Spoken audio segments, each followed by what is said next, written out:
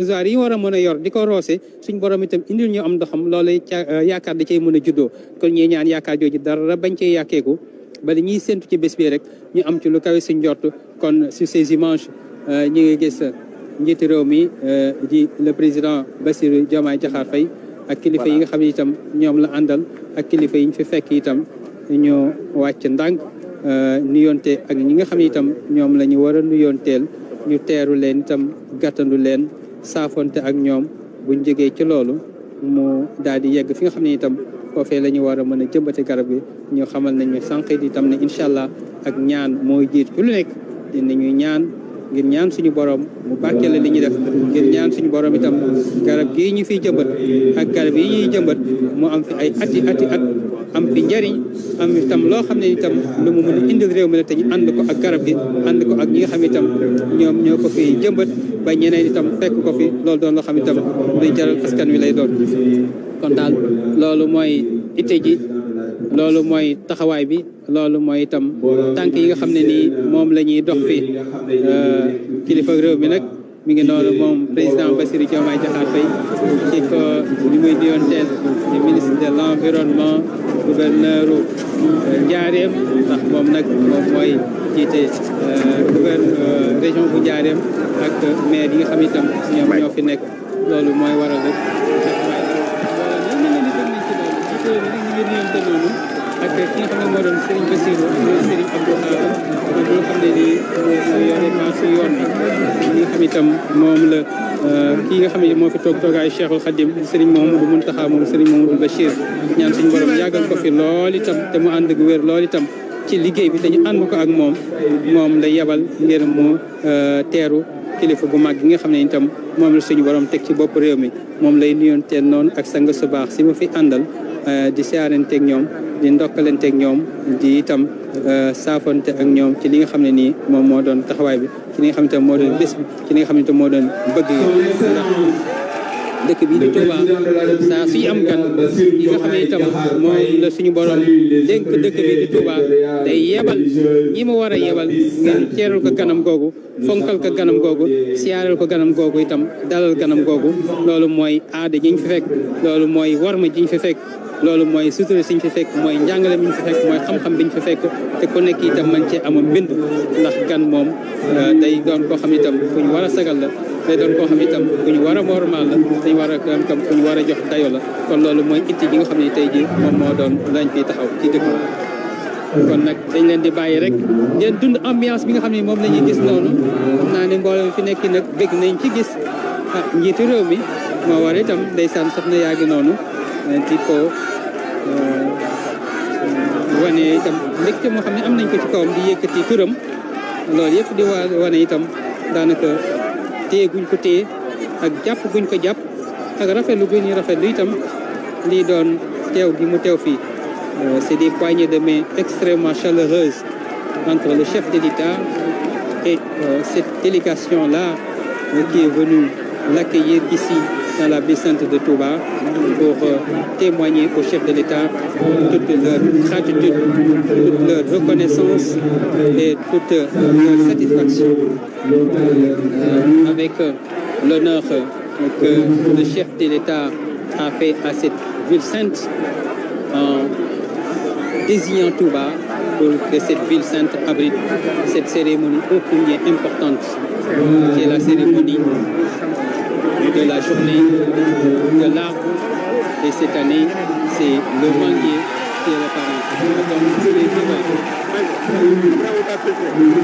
loolu mooy mbégte bi nit ñi am mbégte nag boo ko amee da nga koy màndargaal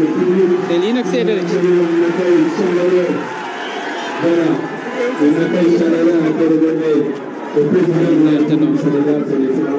Monsieur Bassirou Diomaye Diakhar Faye.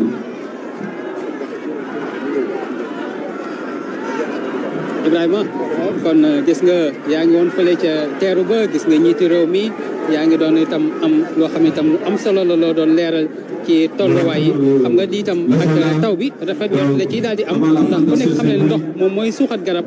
nga am na ay arrosoir waaye itam am na li nga xam ne itam moo doon taw bi ñu suñu borom yéen kon mel ne ni mbir mi moom day ñëw rek daal jubal directement fële kon fokk ñu xam naa ne rek ngay jege ji foofu ak micro bi itam ngir lépp loo xam ne itam mën na faa teew rek gannaaw ñu koy jot di Ibrahima Ndong mi ngi noonu. Ministre de l'Environnement et la Transition écologique et du territoire de la conservation des sols de commerce, le colonel-major Babacar. D'autres autorités. Et nous sommes en train de vivre la cérémonie symbolique de plantation d'arbres par le chef de l'État, le président Bassirou Diomaye Diakhar Faye, qui a à ses côtés le porte-parole du khalife général des Mourides. mango gi nag doon na mango goo xam ne itam moom tey ji mooy star bi mooy vedette bi moom mii moo waral tey ji coow li ndax garab goo xam ne njiiti réew moo ko téye ci loxo Serigne Bassirou moom mooy yëkkati kàddu noonu ñu teewlu ko sëñ Bassirou moom sëñ Abdou Khader. asalaamaaleykum wa rahmatullahi taala wa barakatuhu. ñu ngi nuyu mboolem bokk yi fi teew yëpp ci turu Cheikh Mouhamadul Mountakha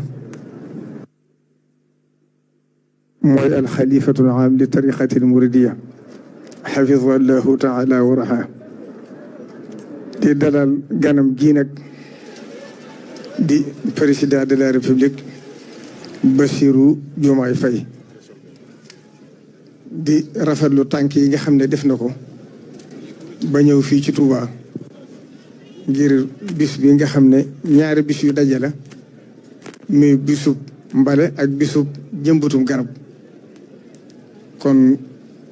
bala maa dugg ci njëriñu garab ndax du gudd ndax kàddu yi day gàtt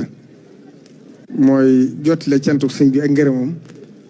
ndax xam na responsabilité bi nekk ci sa loxo mooy responsabilité bu diis muy yanul Sénégal ñëpp ku tiit wala mu jaaxle wala mu am soxla sa xel dem ci yow loolu responsabilité gënu ko diis kon kum nekk ci yow doo tala lekk doo tala nelaw bi nga fi toogee léegi nag yàggagut ndax ëppagut ñeenti weer waaye bi nga toogee rek li nga njëkk a def mooy xam diine ni mel ci lislaam nga siyaare kilifa diine yi njëkkee ko ci moom loolu nag yëg na ko sa yoonu tey wii itam xam na ne Sénégal gépp yaatu na te fu ne mën nga ko faa def nga tànnaat Touba def ko fi loolu jëf ju rëy la joo xam ne tuutiwut ci moom kon mi ngi lay sant di la gërëm di la ñaanal yan bii nga xam ne ci dogalu suñ borom a ko teg ci sa loxo yàlla na la ko wooyo falal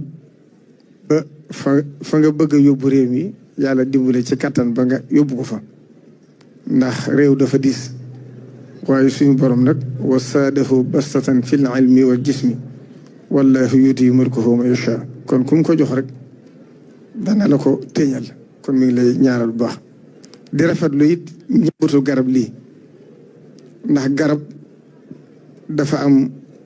ceslaay lu dëgër ci lislaam rasulullahi sallallahu alayhi wa sallam wax ci lu bari ci njariñul garab kon jëmban garab lu am njariñ la ci nit ki bi muy dund waaye bu faatoo njariñ la ci moom njariñ la it ci àdduna ndax xam ngeen ne fii jamono toll bari na lu àdduna si di daje ci réew yi mooy li ñuy tudde taxayurul munaax te mooy changement climatique bi am fi daa sedd di tàng fii sedd di tàng di wàññiku ak ndox mi di gën a wàññiku wala muy def mbënd mu bare bari loolu bokk na ci garab di ko indi yoonu murid nag yàlla def na naka jekk fonk mi ngi soññu bokki réew mi yëpp ndax loolu réew mi yëpp ko bokk waaye ñim sañe digal mu taalibe Sëriñ Tuubaa yi nag mi ngi leen di jox ndigal ñu ànd ak ñoom ci xalaat bu rëy bii nga xam ne bu sottee réew mi yëpp ko jëriñoo ndax garab am na solo Sëriñ Tuubaa ca njaareem bokk na ci waxtaan yi mujj wax ak xay goo xam ne wax naa ne xay gii maa ko jëmbatoon ci sama loxo te màgg na ba may jëriñoo kër gi kon wane na ne yàgg diwuma ci àdduna ñu ngi fi wuute ñëpp itam tàmbalee ci Cheikh Mouhamadou Moustapha mbale mii nga xam ne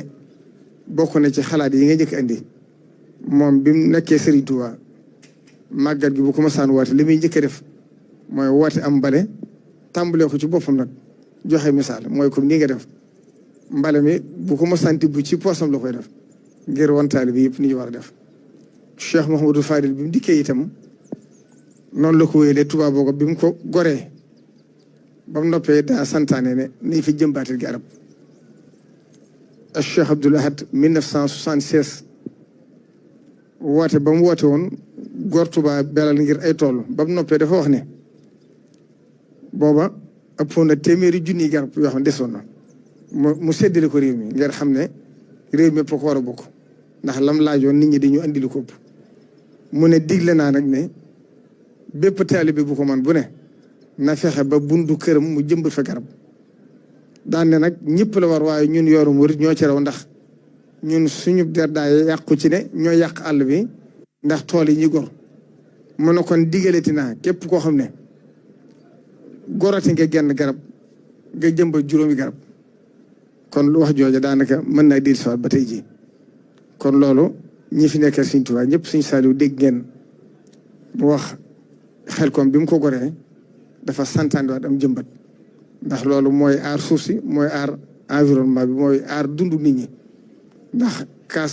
gaz carbonique bii nga xam ne moom lañ nit di génne bu fi garab yi néewtoon doomu aadama yi duñ dund kon lu am njëriñ la ñi ko fi wutuwaay ñëpp Cheikh Abdoul Khadir ba ci Cheikh Saliou Cheikh Mouhamadou Lamine Bara ba ci ak Cheikh Sidi Moustar bi ak Cheikh Mouhamadou Mountakha Mbacké ñëwee itam kon ne ci lim njëkk a def digle ne nañ jëmbat garab yi ci dëkk bi joxoon digal waa daayira Touba ci kanam ci njiital Serigne Abib mi ñu jëmbat ko fii ci yoonu Mbacké bi ba daaw mu joxe waa ndigal ñu jëmbataat ko ci ñaari waay yi nekk ci yoonu Gàbbu bi ba nëgë ni daaw bi màggal Touba gi jàllee ci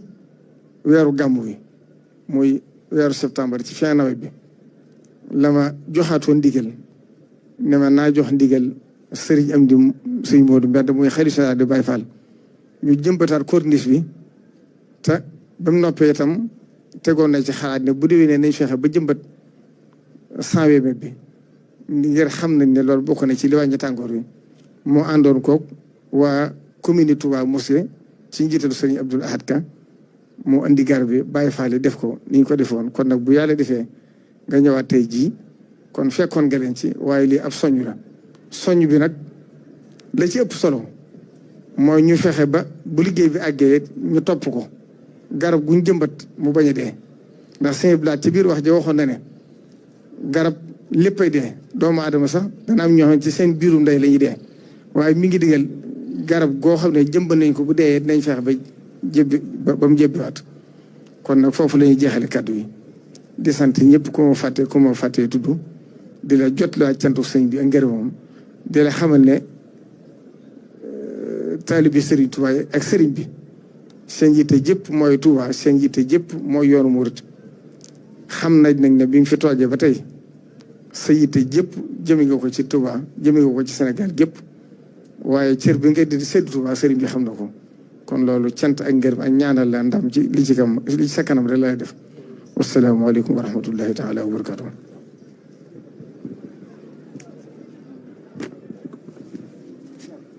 loolu mooy kàddu yi nga xam ne Serigne Bassirou moom Serigne Abdou Khadre fi mu nekk nii nag njiitu réew mi ci boppam moo ko Serigne bi ñu ngi jëmbat garab gi nga xam ne moo doon mango gi nga xam ne tey jii moom moo waral bés bi ñu dajale ci dëkk bu tedd bi di Touba mu doon bés bi nga xam ne itam moo doon bésu njëmbatum garab gi kon njiitu réew mi lañ gis noonu mu téye garab gi ñi mu àndal itam ñu jàppale ko ñu jëmbat garab gi ba li nga xam ne itam moo doon yaakaar jiñ ci am itam dara bañ cee yàkkee ko njiitu réew moo jàppal noonu boppam peel bi ngir mën a liggéey bi nga xam ne itam liggéey bu ñuy def la saa suñuy jëmbat garab di jël itam suuf sañ ca gase di ko ca delloo ca kan ma nga xam ne itam moom la ñu gas fefee ngir mën caa jëmbat garab gi kon nag peel baa ngi noonu garab gaa ngi noonu kan maa ngi noonu nañu koy itam suulee ngi noonu ngir lépp loo xam ne itam moo doon la koy màndargaal rek mu doon lu ñuy wattu di ko sàmm di ko roose ak itam di ko toppatoo ba lii nga xam ne itam moo doon yaakaar jiñ ci am dara bañ cee yàkkeeku garab gi nag moom xam naa ne garabu kilifa lay doon ndax kilifa yi nga xam itam ñoo ko téye ci seen itam loxo yu tedd yi daal di itam barkeelu ci liggéey bi am itam ñaan goo xam ne nag da cee jiitu ñaan googu ngir mën a lépp loo xam ne nii itam moo doon la koy barkeelal la koy dundal la koy suuxat mu bañ a doon ndox ba rek bañ a doon suuf sa waaye ñaan nga xam itam suñu borom moo ñu sàkk itam ngir ñu koy ñaan ndax moom moo sàkk ku koy ñaan itam bëgg kuy torox la itam di xam ne garab gi ñu jëmbatee ji bu jébbee bu saxee bu itam naatee suñu borom la bu itam amee meññeent suñu borom la bu amee ker suñu borom la buñ ci keppaaroo suñu borom la ñi nga xam ne itam ñoo doon jaam ñu ko def nag wàkkil suñu borom rek ngir xam ne suñu borom moo bind garab gi bind jaam ñi te itam muy borom garab gi di borom jaam ñi di borom dundee fi di borom itam lépp loo xam ne itam moom la sàkk kon nag bu ñu sàkkee sàkk garab gi te itam mënuñoo dem te ànduñoo garab gi te garab gi itam mënut a dem te àndul ak ñun kon loolu moo waral itam ñu mën a gën a mën a sàmm garab gi rek gën koo mën a suuxat gën ko itam mën a daanaka dara jaal ñi nga xam ne noonu la ko suñu borom fonkee naam doomu aadama la gën a fonk waaye nag lim bind itam bari na te bokk na ci garab te ku xam garab itam ne muy jariñe doomu aadama ak itam la koy jariñ doomu aadama war a mën a sàmme war koo mën a wattoo ndax la mu doon bindee fa suñu borom kon loolu ku ci am jàngat boobu rek di nga gën a bàyyi xel ci garab gi nag mi ngi noonu daanaka jëmbët nañu ko teg nañ ko fi ñu ko war a teg ñaan nañ ci am nañ ci yaakaar yàlla bu yaakaar jooju yàkkeeku dégg nañ itam kàddu yi nga xam ne moo tukkee ci Serigne Bassirou moom Serigne Abdoul Khadr fàttali ne Serigne bu mag bi fonk woon garab fàttali itam ne Serigne Mamadou Moustapha mi nga xam ne moo fu njëkk a toog toogaay Serigne bi fonke woon garab fàttali itam ne Serigne Abdoul Ahad itam yàlla suñu borom yokk ay leeram fonke woon garab waaye fàttali itam li nga xam ne nii moom moo doon suñu borom mi sàkk jaam yi sàkk garab yi te garab doon ab jaamam itam di koy jëmbat noonee mu fonki garab ak nañ ko war a mën a warmaale nañ ko war a mën a itam joxe cër bi nga xam ne moom la ko suñu borom jox ndax loolu yëpp dafay bokk ci gën a xam itam dayoo suñu borom gën a itam bàyyi xel li nga xam ne ni moo doon sañ-sañu suñu borom garab gi nag ñu ngi koy daanaka indil tableau bi nga xam ne mooy mandargaal ne nii la ñu ko jëmbatee mu nekk lañ ca bind turu garab gi mu doon mango gi ñu ca bind koy ci wàllu tubaab wax itam njaboot ga mu bokk mu doon famille am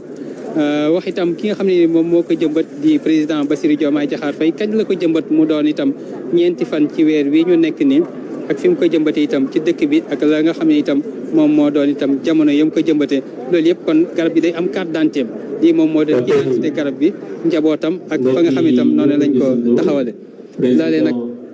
ci agenda njiitu réew mi ak itam ci chronologie événement yi fi war a am nañu war a toftale loole gannaaw ba ñu ñaanee gannaaw kàddu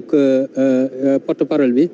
ñu jëmbat garab gi itam incha allah nes tuuti dina am kàddu yoo xam ne nii dina tukkee ci njiitu réew mi moom président Bassirou Diomaye Diakhar Faye ci li nga xam ne itam moom moo doon étude ak tolluwaay ak taxawaay bi loolu nes tuuti lay doon incha allah kenn fi nag ñoom garab gaa ngi noonu kilifa yaa ngi noonu kàddu gaa ngi noonu nes tuuti rek ni ko kii fii nga xam ne moom la sëriñ bi yebal mu doon itam sëriñ Bassirou moom sëriñ Abdou Khadr ki nga xam ne moo doon njiitu réew mi di président Bassirou Diomaye Diakhar Faye dina dem ni ci pupitre bi am kàddu yoo xam ne itam dina ko yëkkati. Nous allons devoir très respectueusement suivre l'allocution du président de la République, le président Bassirou Diomaye Diakhar Faye, qui va faire une allocution en deux versions. En wolof d'abord, puis en français. Le président qui se dirige vers le pupitre pour délivrer son message, un message qui est tant attendu. Le ministre de l'Environnement, le président de la République. Donc, nous allons très respectueusement l'écouter. Donc, Monsieur le Président, merci. Salam alaikum wa rahmatullah. Di njëkkee kaddu gi sant yàlla bu baax a baax moom mi nga xamante ne moo ñu may ba ñu fekkee bés bi te tal ko ba di ci def activité boo xamante ne waajaloon nañ ko ci coobareem di doore di nuyu ñëpp ñi nga xamante ne teew nañu ci bés bi te di jiital ci nuyu gi xalif général des Mourides sëñ Mountakha Bassirou Mbacké di ko ñaanal gudd fan ak wér-gu-yaram di ko ñaanal bépp kilifa diine ci réew mi di ko ñaanal bépp kilifa aada ci réew mi di ko ñaanal waa réew mi yépp di sant bu baax le autorité yi nga xamante ne fekk naa leen fi mooy autorité administrative yi di maire di yeneen autorité yi nga xamante ne teew nañu ci bés bi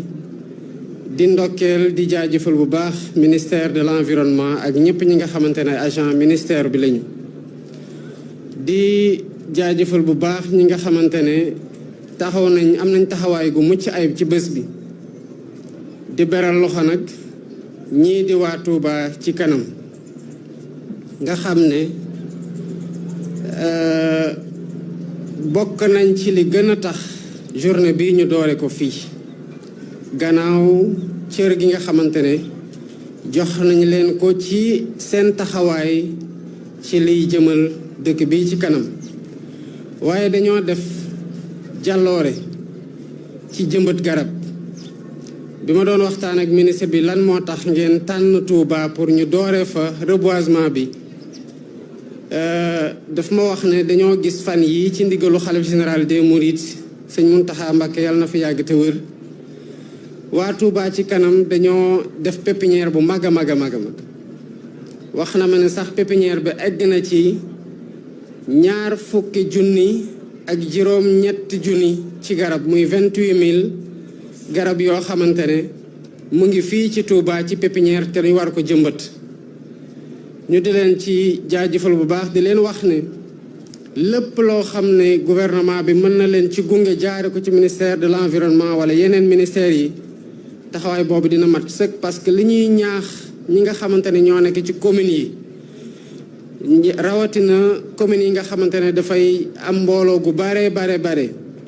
kuréel yi fa nekk lëkkaloog maire yi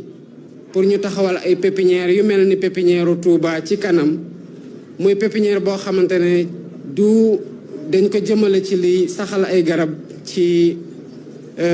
dëkkuwaay yi sànq le porte-parole xalif bi ñu sëñ Bass Abdou Khadre ma koy jaajëfal bu baax ci teewaayam ak ci kàddu yu rafet yu mu yëkkati mu ngi wax ne ci ndigal yi sëñ Touba joxe woon ci jëmbat garab di ci ñaax taalibe yi def ko lal ci garab bu amul dund ju mën a am ci kaw suuf mu méngoog slogan bi nga xamante ne maanaam bàkk bi nga xamante ne moom la ministère de l'environnement jël at gi muy garab moo tax ñun suñu teewaay gi ci àdduna mën di wéy mooy l'arbre notre assurance vie kon fépp fi nga xamante ne ci Sénégal woo nañu ñëpp pour ñëw ci bés bi taxawoo ko nu mu waree pour jëmbat ci nu mu gën a baree ay garab ci gox-goxaan yi ci dëkkuwaay yi dañ koy def ci logique co-construction bu ñu nekk ak Sénégalais yi bi ñu toogee ba tey maanaam liy defar Sénégal na Sénégalais bu ne jàpp ne mu ngi ci loxoom ni mu nekkee ci loxo président de la République nu mu nekkee ci loxo ministère de l'environnement nu mu nekkee ci loxo bépp agent ministère de l'environnement kon ci misaal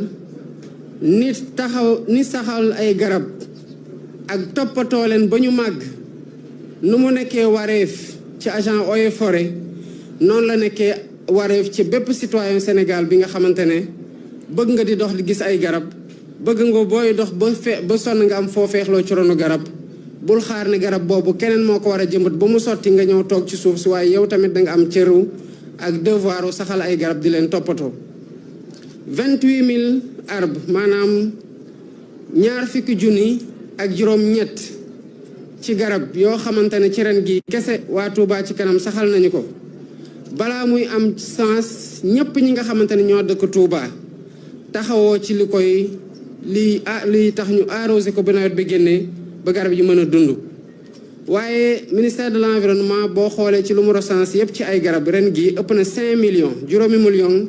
ci ay garab yoo xamante ne ci journée gi ren gii nii rek war nañ ko jëmbat ci gox-goxaan yi Sénégal yëpp ngallaawaay nañu fexe ba ci 5 millions yooyu li ci gën a bare mën a dund ba taxaw ndax bu ko defee at bu ne bu yàggee Sénégal naataange dina fi dellu ci waat jaare la ko ci garab foo tourné gis ay garab te mu doon loo xamante ne day gën a ñongal dund gi ci biir Sénégal kon sant nañ ñëpp ñi nga xamante ne ñu gis leen ñu bañ leen gis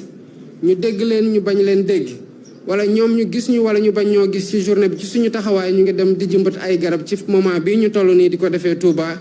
ñu xam ne lii rek symbolique la ci dayob dëkk bi waaye symbolique la tamit ci taxawaay waa dëkk bi ci yàgg saxal ay garab te gën cee taxaw ñu gën di leen ñaax di leen ndokkeel di leen jaajëfal di leen jox tamit mu doon royuwaay ci ñeneen ñi nga xamante ne ñu ngi ciy góorgóorlu ak ñeneen ñoo xamante ne war nañ cee gën a góorgóorlu ndax bu ko defee ñun ñëpp buñ ko bokkee ci Sénégal am taxawaay boobu bu yàggee lépp luy avancé désert ak désertification ak ci fépp fu mu mën di nekk ci Sénégal dinañ ci ànd saafara ci nu mu gën a gaawee lii moo nekkoon luñ koy dooree di mujjee ci gën a ñaax ñi ci am taxawaay di leen gën a soññ waaye tamit di leen jaajëfal bu baax a baax muy ñëpp ñoo xam ne taxaw nañu ci jëmbatal ay garab tey waaye ñi nar a taxaw tamit pour gën a suuxat garab yooyu ci di leen arroser ci di leen toppatoo ci di leen ñàgg pour dal gën bañ leen yàq lii moo nekkoon kàddu yoo xamante ne bëggoon naa ko sotti ci bés bi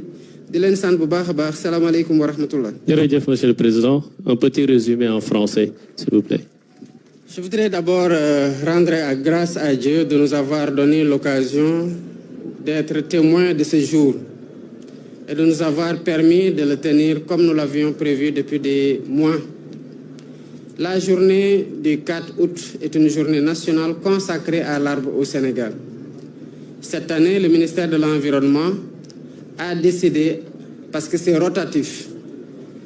a décidé de tenir le lancement de cette journée à Touba. Je voudrais d'abord saluer le khalife général des Mourides et saluer l'ensemble des disciples, des autorités religieuses et coutumières ici et partout dans le pays et rendre hommage à tous les citoyens sénégalais qui ont fait de ce jour ce qu'il est en train de devenir, à savoir une journée de réussite dans le reboisement. La journée d'aujourd'hui, il faut le comprendre, c'est juste une journée de lancement. Mais planter des arbres et s'en occuper doit être un comportement quotidien toute l'année. Une chose aussi est de planter des arbres,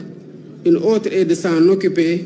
afin qu'on puisse assurer la survie des arbres que nous sommes en train de planter ou tout au moins d'assurer un taux de survie extrêmement important par rapport au nombre d'arbres qui ont été plantés. C'est l'occasion pour moi de rendre grâce et de plutôt encourager et remercier Touba Ca Kanam qui a fait cette année une pépinière de 28 000 pieds et de le donner en exemple à toutes les communes du Sénégal, à toutes les associations au sein de ces communes, qu'ils comprennent que reverdir le Sénégal doit être entre les mains de chacun. Il est de la responsabilité de tout citoyen de contribuer, comme nous sommes en train de faire dans une logique de co-construction, à ce qui va reverdir le Sénégal. Il s'agit de planter des arbres toute l'année, mais il s'agit surtout de s'occuper des arbres qui sont plantés pour que le taux de survie maximal puisse être assuré. Cette année, ça se passe ici. D'autres années, ça va se passer ailleurs. Mais c'est juste une journée de lancement que les citoyens doivent perpétuer chaque jour dans l'année, tant dans le reboisement que dans l'entretien des arbres qui ont été plantés. Et me réjouir de ce que la journée connaît un engouement certain partout au Sénégal. Féliciter le ministre de l'Environnement et de la Transition écologique et l'ensemble des agents du ministère pour leur dévouement à cette journée et l'ensemble des citoyens au Sénégal, partout où ils soient, qui sont en train de célébrer cette journée et d'en faire une journée qui sera davantage ancrée au-delà du calendrier républicain, mais dans les habitudes et dans la nette compréhension qu'il nous faut des arbres pour notre assurance vie, comme l'a rappelé le porte-parole du Khalif, Seigne Bass Abdou Khadre, mais aussi comme l'a retenu le ministère de l'Environnement comme slogan cette année, à savoir l'arbre, notre assurance vie. Merci beaucoup pour votre présence et merci pour l'engagement de tout le monde partout au Sénégal pour faire de cette journée une journée de franc succès. Merci beaucoup. Voilà, nous venons donc de suivre l'adresse du président de la République, le président Bassirou Diomaye Diakhar Faye, qui a présidé cette cérémonie de plantation d'arbres, le manguier qui est l'arbre parrain. Avant son adresse, nous avions eu l'occasion de suivre également Alors, cette plantation effective de cet arbre-là est le message du porte-parole du Khalif général des Mourides, Serigne Bassirou Ibn Serigne Abdou Khadr Mbacké. C'était un moment extrêmement important. C'était d'ailleurs le point d'orgue de cette cérémonie. Le président de la République qui est dans l'enceinte de cette concession, de cette belle villa qui est érigée ici pour accompagner et pour accueillir les hôtes de Cheikh Bamba Khadim Rassoul, qui est la villa des hôtes située ici au niveau de l'héliport. Kon ñi fatene ñi ngi fi ci dëkk bi di Touba njiitu réew mi di président